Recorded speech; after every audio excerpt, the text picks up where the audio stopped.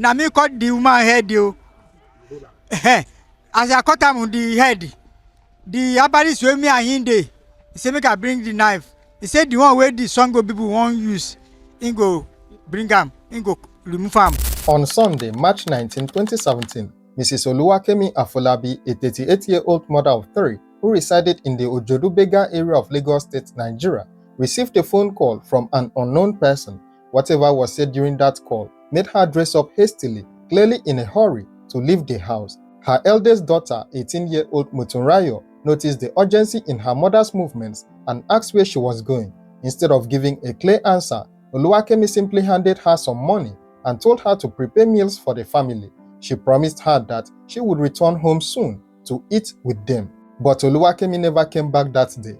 As the hours passed and her mother failed to return, Motunrayo grew increasingly worried. She tried calling her mother's phone repeatedly, but there was no answer. Eventually, the phone was switched off completely. Panic began to set in as Motunrayo reached out to her mother's friends and the person who supplied goods to her provision store, hoping that one of them would know where she was.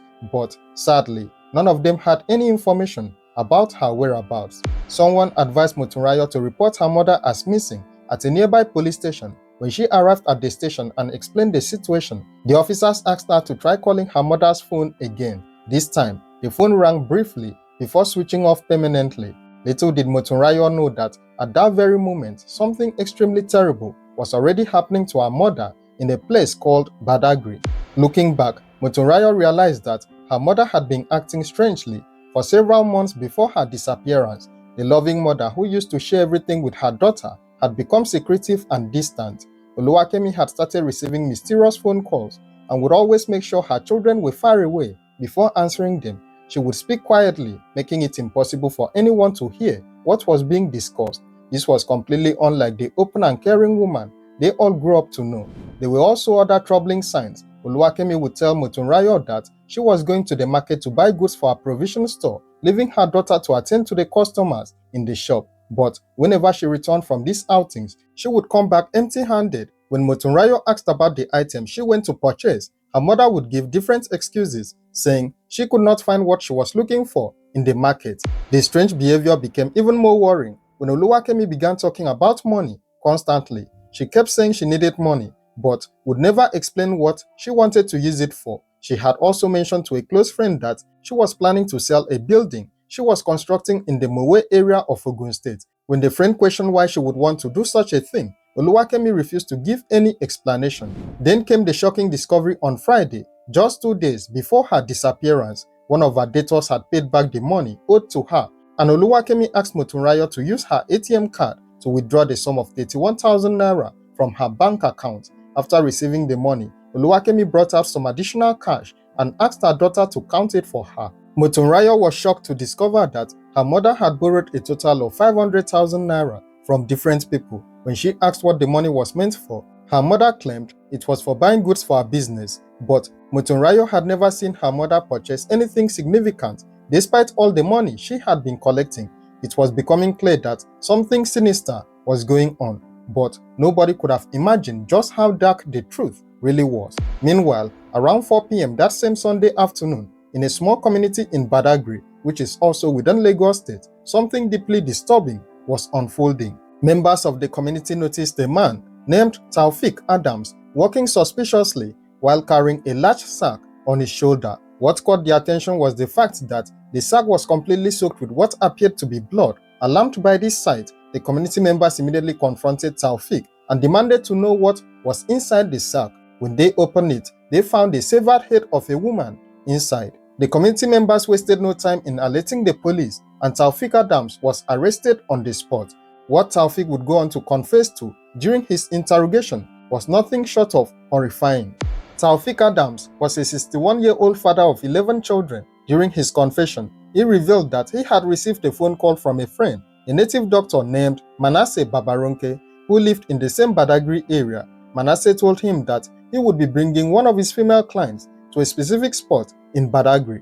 According to Taufik, Manasseh instructed him to kill the woman and extract certain body parts from her corpse. These parts included her head, limbs, and heart, which were supposedly needed for some clients. In exchange for carrying out this evil act, Taufik was promised a payment of just 4,000 naira. Taufik further revealed that Manasseh was working together with two other Islamic clerics, commonly known as Afa, who were based in Sangota, Ogun State. Ogun State shares a border with Lagos State, where Taufik was eventually caught with the severed head.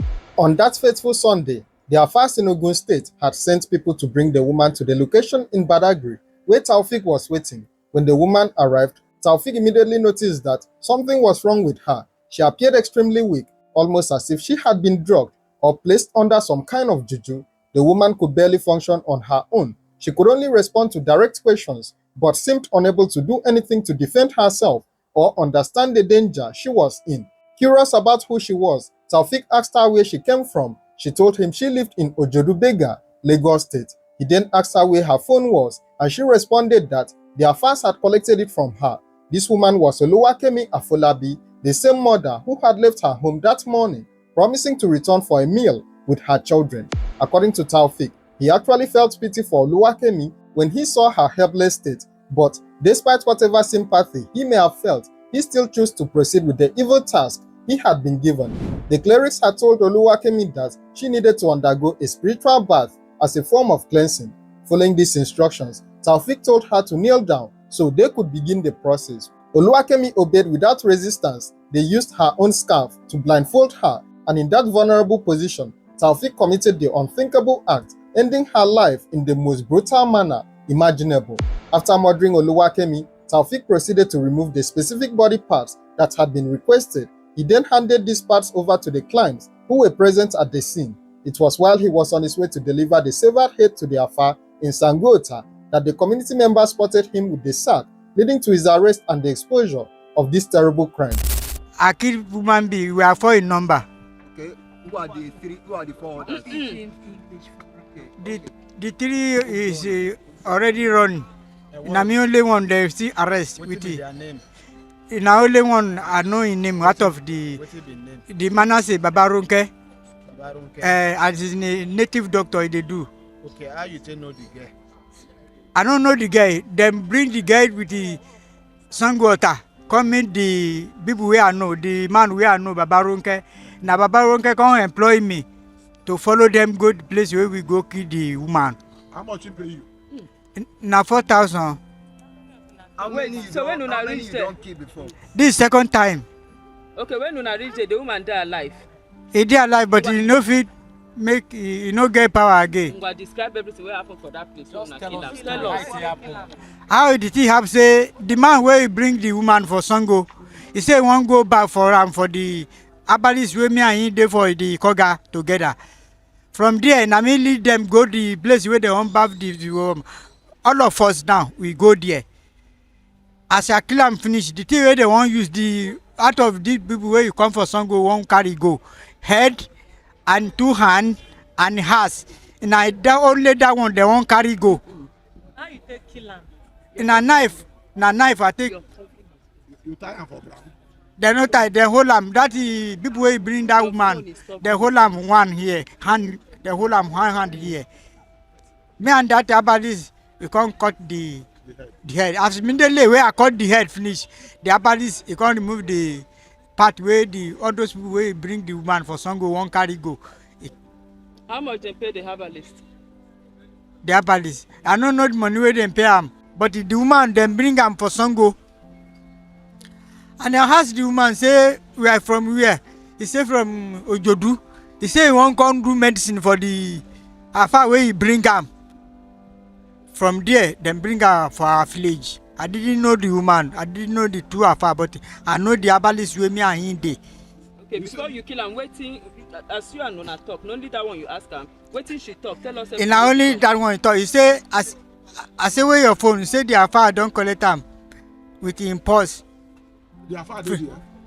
He did there. He did that around there. You say you don't kill two. This 1 year before them bring this. Now woman. So the same Ikoga now stay kill am. Yes. How much they pay you for that one? That one now 8,000. Nine they pay you. Now for this same native daughter, Even another native. in the same Afa, even though if you are not talk the Afa say the Manasseh, he give me 3,000, then they no go hide them. They can't hide them 5,000. He making 8,000. The first one, The second one, he give me 4,000. That 4,000, I buy food inside for house. Are you married? Yes. Immediately when we finish the work, now me hold the one way I found carry go. The man say it's still there for the dead body. He said he won't remove his own way he won't use. So the man say in my name that one herbalist. Wait, now 2 herbalists to now waka go. In a 3. Okay. Me only one no be herbalist. Okay.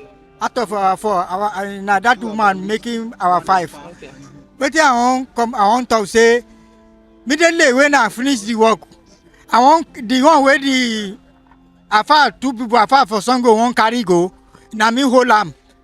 The police wey he come arrest me, we dey around together but he don't go work. As he come back, he don't have the uniform. I don't know say they don't give am information for around it. Because in an open place we enter the bush, the swamp. I think you understand me. So I can't tell the police say make it make noise, make it the 2 people no the affair no run. He say no, now so begin shout. Now so he hijack the dead body, the head and the hand and the heart for my hand. He pieces am, he can't shout. All those time na him be Sango people run. Now me cut the woman head yo.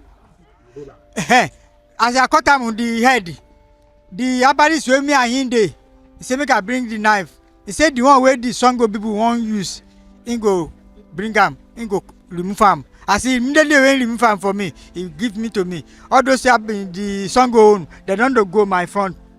If I say the police he have patient, then go see am. You know me, no one go suffer this suffer. Which of the parts the Sango?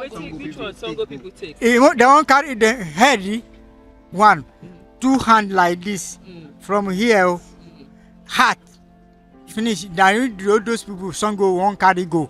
The other herbalist, which one they won't carry? The herbalist wey me and him dey, all those body wey you remain patapata, na him wan use am. He won't use am do native doctor, maybe he won't sell am. Only that money is my own. Because me I know they Now what you dey do? Which work you dey do? I dey cut firewood, I dey flog coconut, long coconut, na rope I dey take cut How am. many children you get? My children, my first wife, he born 10, 3 die. The second one, he born 5, 1 who die. He can't So remain. which one you dey live with? How many children you dey live with now? Now, I dey live in the first wife where he born 10. My junior sister, he carry 2 out of him. My sister, How Parawata, many children you dey live with? na I won't count so. You don't even know. I won't count am. The 4 where the small wife he dey.